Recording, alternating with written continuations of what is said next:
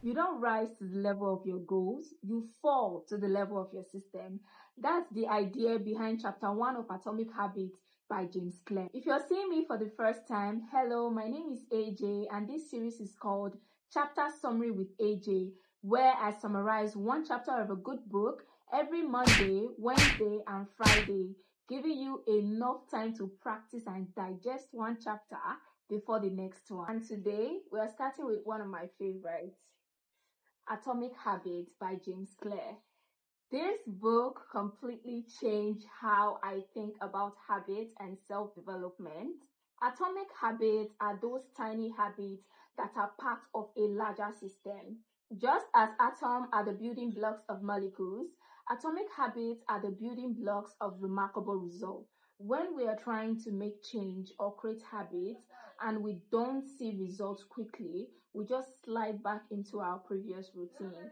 Not because we don't want to change, but because we've not crossed what James Clear referred to as the plateau of latent potential. You need to cross that breakthrough before a habit becomes automatic. Now let me tell you why tiny habits make remarkable results. Back in 2003, the British cycling team was the worst. Like, they were very, very bad. But then they got a new coach, and this coach came with one rule, which was improve everything by just 1%. The team did exactly as the coach instructed, nothing dramatic, just one tiny change every single day. 5 to 10 years later, this same British cycling team became one of the best in the world.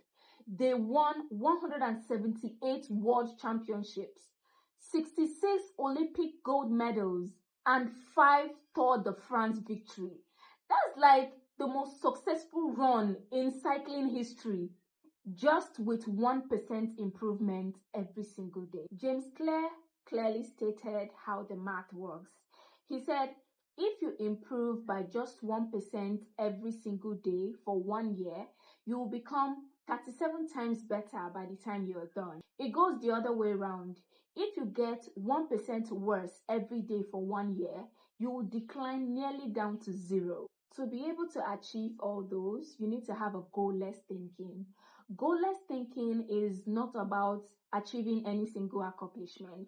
It's about the endless cycle of refinement and continuous improvement. Goals will help you to win the game, but system will help you to continue playing the game. Look at it this way. You want to lose weight, yeah? Let's say 20 pounds.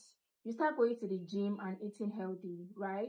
Now, what happens when you hit that goal?